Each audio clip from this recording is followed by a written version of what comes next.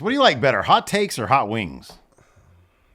I'm going to be perfectly honest. I'm not huge on hot wings. There's a lot of effort to eat them with not a lot of reward, I feel like. You know, Lacey was eating crab the other night. You're a crab guy, aren't you? No, I don't mean... Really? I don't really care for crab legs for the same reason. There's a lot of work to get the little bit out of there. Dude, she had this giant mountain of just debris, and she had only eaten like a small fraction of actual meat. I know, considering how expensive crab can be, yeah. I guess that's the hot take that we're kicking things off with. Crab legs and hot wings. Get out of here. Anyways, where do you want to start, Larson? Let's start off with this one. This is topical, relevant. Yeah. Pardon me, I can't read. That's not the name. Is that the name of the guy? That's my... Pardon me, I can't read. That's my uneditorializing. Stu Walbaum, I think this says. What a great name. Says, I honestly believe the so-called pivot for Mania was always the plan. Now, I've batted around that concept as well, because there's one thing that I need explained to me before I kind of say, no, that's not an option. You okay? And that is, Roman Reigns, before the pivot, was talking all sorts of trash about Seth Rollins. Yeah. Now, if the plan was, from that episode of SmackDown onward, the February 2nd one. Okay, that's where Cody said, Rock, you take my place. And before all that happened, Roman spent a good 2 minutes just talking all sorts of shit about Seth Rollins. Okay. Now, I want someone to explain to me why Roman would do that to such an extent if Seth was not going to be involved in the story going forward, and if Seth was going to be involved in the story going forward, that being leading to Rock Roman at Mania, what was his role going to be? Okay. Because you certainly don't have Roman go out there and talk crap about Seth and the World Heavyweight title for 2 minutes. Unless you're going to do something with it. And you don't do that if Cody's going to be like, all right, I'll challenge for that belt instead. Because you're completely undermining the credibility of that belt and Seth as champion. Yeah, right. Like, Roman lays out his idea as to why that belt sucks. Yes. And then Cody's like, okay, yeah, I'm going to go after that belt. Yeah, that's the belt I really want right now. Yeah, no, that's a good point. Part of me still thinks, like, what I can't wrap my head around, what I really cannot wrap my head around is Cody wins the Rumble. Now, if the idea is days before that, The Rock says he comes in and he's like, hey, I'm signing this big deal. And part of it is to main event with Roman Reigns at WrestleMania. Why would you still have Cody Rhodes win the Rumble? Is it to secure a spot later on down the line? Is the idea, okay, let's say they were going to go with Rock Roman to kick things or for WrestleMania this year and Cody Roman at a Saudi show, which I don't know that I buy. Or in wrestling, honestly, dude, a lot of the times in wrestling, they're just like, kick it down the road. Yeah, kick the can down the road. Kick the can down the road, right. So Cody wins the Rumble, even though they know it's going to be Rock Roman. And then they have Cody come out and give this real, talk about a tepid take on how he's going to step aside for this guy right here, The Rock. And then we get this thing that says big press event. I don't, based on the fan reaction, I mean, what did they think the fan reaction was? And look, I understand The Rock's people would be, okay, they're going to be okay with Rock Roman and they'll be okay with Cody Seth if that's what they're going to set up. Yeah. I don't know. The whole thing is very confusing. One day, Brian Gewirtz is going to write a book. Hopefully. Explaining it all.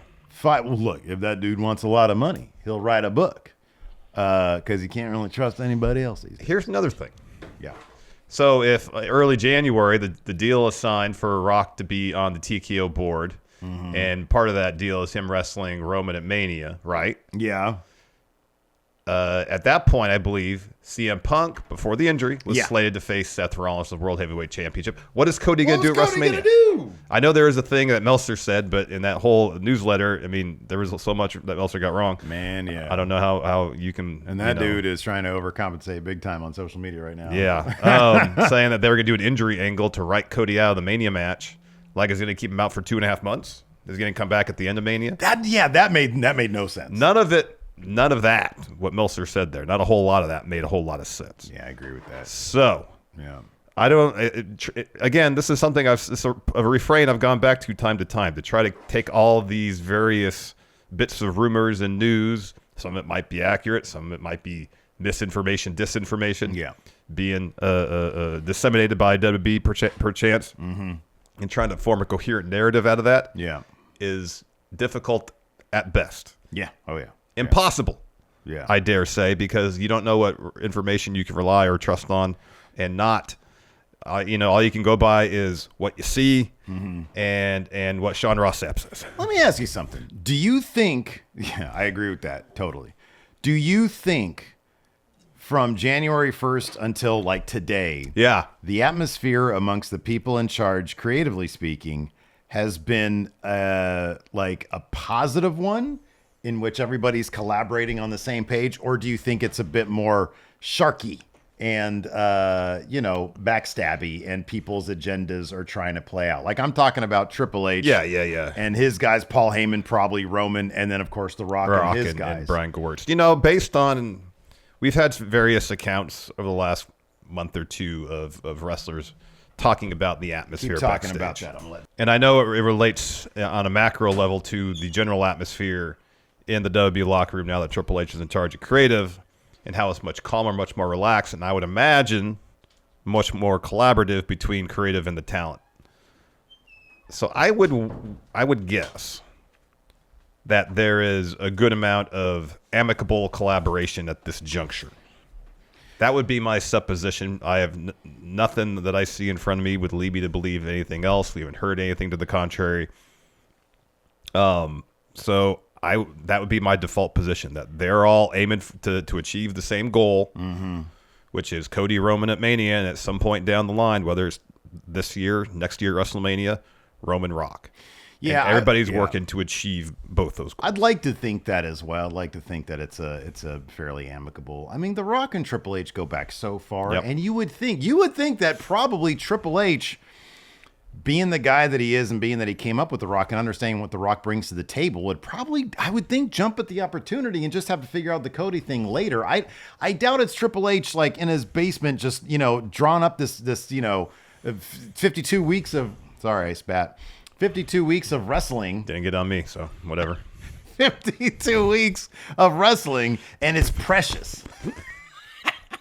Just direct it that way. I don't care. I tried to, man. I tried to. I don't think he's precious about his stuff. I don't think he can be precious given what he had just gone through for years prior with Vince. Exactly. So, but I don't know, man. I honestly think that it's we're going to get a book one day. That'd be great. That'd be awesome. That'd be great. Guy Evans. Talk to Brian Gewirtz. Yeah. Collaborate on a book. Oh, my God. That'd be great. That'd be great. Is awesome. Lord Scruff says, I find Sasha Banks' Mercedes Moné to be incredibly overrated. She's a good wrestler, but I've never been able to buy in to her or really see what everyone else raves about. I like Sasha Mercedes a lot. I think she's a really, really good performer. I think the one thing that I've really always appreciated about her in-ring work especially is she's constantly bringing new stuff to the table. Like I always thought, coming out of NXT, she was really good. Yeah. An exceptionally good wrestler. You watch her matches against Bayley in NXT, amongst other really good matches she's been a part of. And she's always adding new stuff to her arsenal of moves. When her and Bayley were out for a while, she came back and she was doing a bunch of new stuff that she hadn't done before. Yeah. And she manages to take various influences and work it into her own style. And she's a really good wrestler. She knows how to tell a good story in the ring. And I think from a lot of depending, it's a subjective thing, obviously, but I've found her to be the most continually interesting in-ring performer in the women's division when she was in WWE by far. I mean, that's the case I can make for Sasha Mercedes. I think she also brings, and like it's easy to sort of put it within the context of the other horsewomen because they all, I do believe, bring something different to the table. Absolutely. And I think the one thing that she brings, and I think this has sort of been proven out, and I know like her outside wrestling work has been relatively limited, but it's not insignificant, the Star Wars stuff. I mean, you're a Star Wars show, that's something. Yeah. She, in my opinion, does bring that sort of X Factor star power.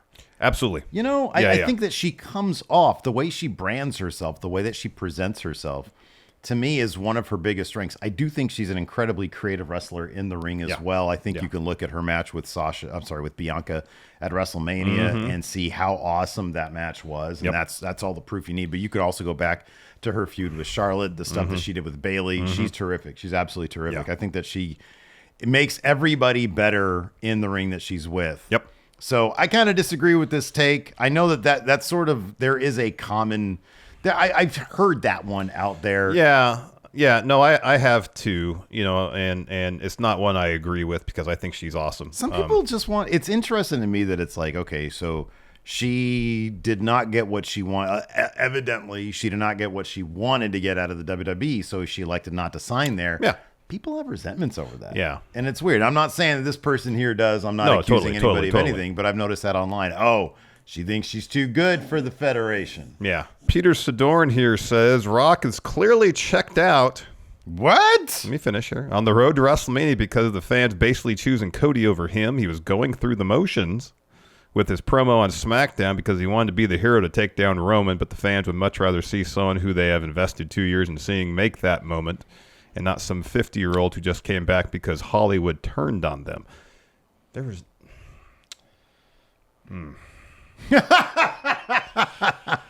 So there's plenty there's plenty about The Rock's performance in the wrestling ring, and I guess the success in Hollywood you can criticize over the last few years, but nothing that I saw on SmackDown last week indicated anybody being checked out. If anything, it felt like he was invested in telling a story with some subtlety and nuance as much as that exists in the world of pro wrestling.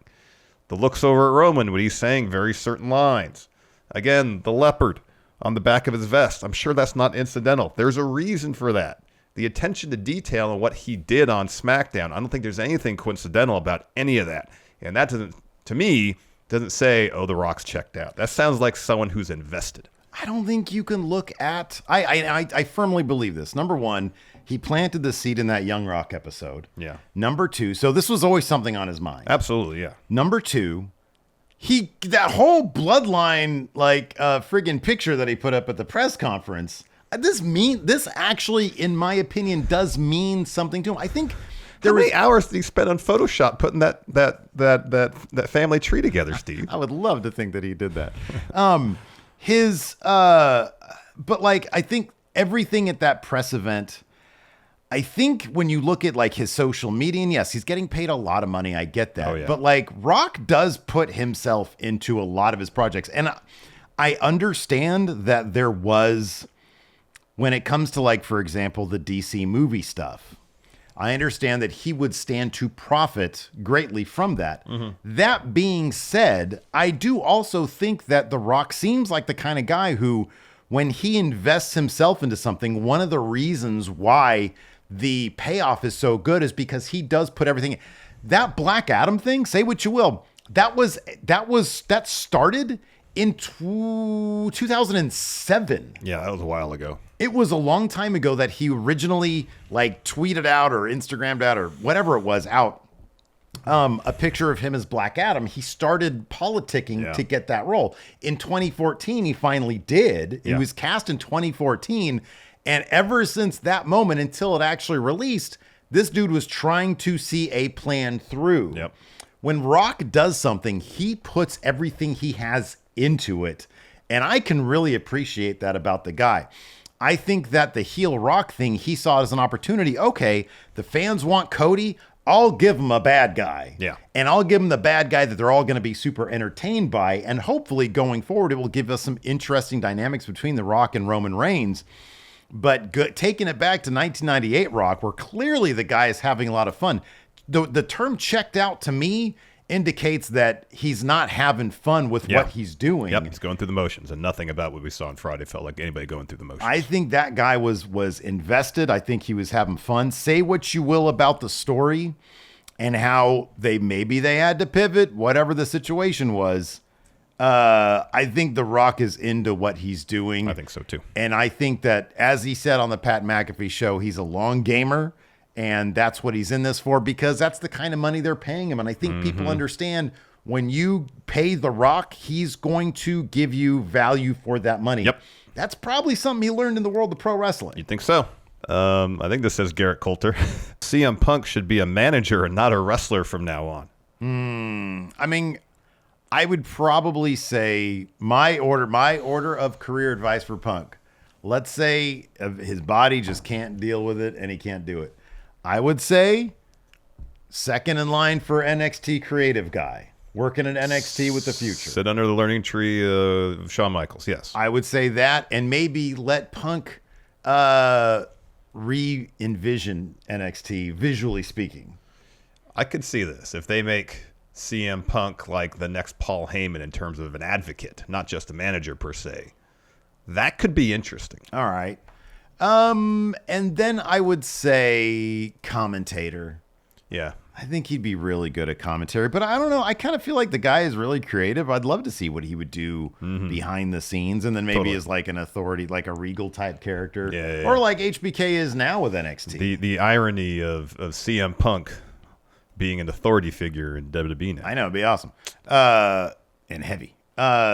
But the branding, the branding of CM Punk is so perfect. Like, I would love for NXT to be branded CM Punk, you know? Yeah. That Punk aesthetic. It'd pretty much be back to... Nah, man, that's more metal. I'm talking about NXT should look like a zine. Yeah, I know, like a fanzine. but it's just tangential. I'm not saying it's a slight pivot. It's not a wholesale change. This one's good from Die Hard Homer. I know I'm reading them all. I'm trying to get my eyes worked out here, okay? Jimmy or Solo wearing hoodies while interfering in matches is asinine. We know who it is at this point. I'll counter with this. They're comfy. There's that. I'm wearing a hoodie right now. Yeah, man. But there's also this. Even going back to when Sammy was interfering to help the bloodline and also to hurt the bloodline. Yeah. The hoodie was part of it too. It was, yeah. There's meaning to that hoodie more than, hey, I'm trying to disguise my identity while I'm doing an attack. There's something else to that, I feel like, is why they continue to use the hoodie, as being worn by someone who interferes. So just keep that in mind. Next time we're at like a media event, we should ask Jimmy Uso, so what's the deal with the hoodie when you come to interfere? He's like, oh, it's to hide us, Uso. Yeah, probably. There's no more Not even that. Oh, it's just comfy. There's no more greater meaning. I just love hoodies, Uso. Damn it. We tried. They're super comfy. Blake Whitehouse. I'm going to read one. Go ahead. Adam Cole peaked in 2018 and 2019 and will never reach the heights he did in NXT. He was going to be AEW champion if he didn't break his ankle. Yeah.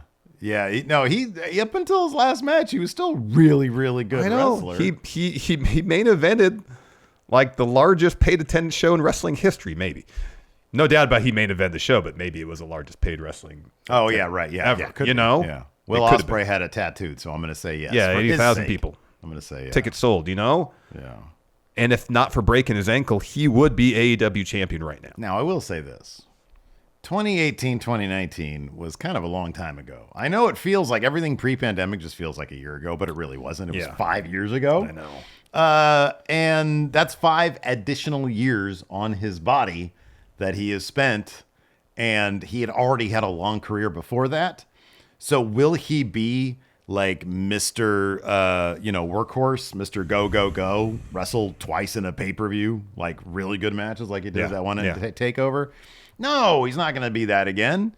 And to be frank, maybe it's a situation where his body's going to start breaking down. I don't know. Maybe that's the case. Could be. But that was 5 years ago. Some people don't last 5 years in wrestling. Nope. Let alone, I think he debuted in 08 or 09. I think it was he's 08. been wrestling since he's like 20 years old or something like that. So that's a lot of wear and tear on his body already. So it's natural. It's like saying, I don't know. Kenny Omega peaked in 2017. Yeah, he did. And then look at what his 2020 was like. Oh my God. It's phenomenal. Yeah, like he killed himself for us. I know. So no, he's never going to go back to that. Nope. Zack Sparks here says, The Rock is all flash, no substance, never says anything engaging on the mic, just throws insults. Oh, wow. Lots of anti-Rock sentiment here. Seemingly. Are they all from Salt Lake City? Or maybe they're all Cody fans. Also here, this one, JF says, The Rock being a heel and involved will hurt this storyline in the end more than help it. I don't know, man. I've been pretty entertained so far. The Rock says, like recently, as in the last 5 years, like the top paid movie star in the entire world. Yeah. Everything he does is going to get headlines and generate buzz and news for WWE. And he's got one of the best like Raw head writers that we've ever seen as like his right hand man. Yeah, I mean, if he's involved in all this to help get Cody and Roman even more over, I know, right? It's a huge win. Yeah, it's a huge win. Yeah. I think this is one you can probably agree with. Steve Nolan here says Cody Rhodes is not the best babyface of all time. Of all time. Yeah. The best babyface of all time. Who do you think the best babyface of all time is? It's hard to take the candidates you would expect and analyze them without doing so within the context of when they were at their peak. Yeah, right. Yeah, you take peak Hogan, for example, and put him in the early aughts or late 90s. It's not the same. No, it doesn't work. No, the zeitgeist was completely different. Same if you took Stone Cold at his peak in 98 and dropped him in the mid-80s, ain't going to be the same. Nah, I'll be a bad guy. Dropping stutters. So, I mean, if you look at it in terms of pure dollars and cents, top babyface of all time, Stone Cold Steve Austin, isn't he? Yeah. Most profitable time in the wrestling history. I think also like... Well, not wrestling history, probably. I don't know. They're making more money now. I'd probably say, and I know, look, man, one day, Larson, we'll do that video where Hulk Hogan was always a heel. Yeah. That being said, in terms of getting all those little kids to say their prayers and eat their vitamins, I don't know exactly how successful he was in converting children into, saying prayers and actually eating vitamins. But I think, like, in terms of, like, pure babyface, it's probably Hogan. Like, all the kids love that guy. Try to beat up referees. How much of a babyface? No, I don't beat disagree. Up referees. I just think he was a complex character. Sometimes if you're a good guy, you got to do bad things, Larson. You're in dog-eat-dog world. That's going to do it for this edition of Hot Takes. We'll be back next week with more Hot Takes. Goodbye, everybody. Help support Friendo Club by going to patreon.com/Steven Larson or clicking join at youtube.com/Steven Larson. Access to bonus episodes, question threads for the Going In Raw podcast, and entry to our monthly wrestling predictions challenges. Join the Friendo Club today.